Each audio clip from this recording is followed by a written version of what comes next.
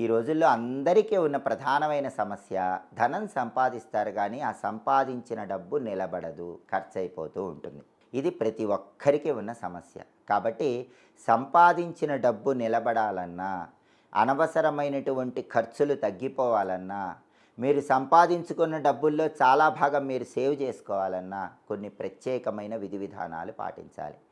వాటిలో చాలా శక్తివంతమైనటువంటి విధి విధానం 8 ప్రమిదల విధి విధానం. ఇది చాలా శక్తివంతమైందని అనేక గ్రంథాల్లో చెప్పారు. 8 ప్రమిదల విధి విధానం అంటే ఏంటంటే, శుక్రవారం పూట ఏ ఇంట్లో అయినా సరే 8 మట్టి ప్రమిదలు పూజ గదిలో ఉంచండి. 8 మట్టి ప్రమిదలు పూజ గదిలో ఉంచి ఆ 8 మట్టి ప్రమిదల్లో కూడా ఆవు నెయ్యి కానీ నువ్వుల నూనె కానీ పోయండి, ఏదైనా పోయొచ్చు.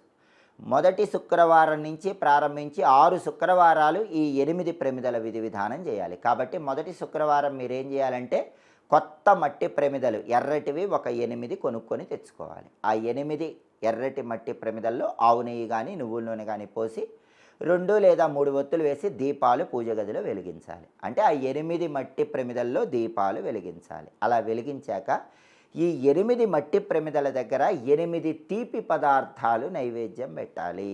అంటే తీయగా ఉండే పండు కానీ, లేదా బెల్లం ముక్క కానీ, పంచదార కానీ, ఏదైనా సరే తీయగా ఉండే వాటిని ఈ 8 ప్రమిదల దగ్గర నైవేద్యం పెట్టాలి.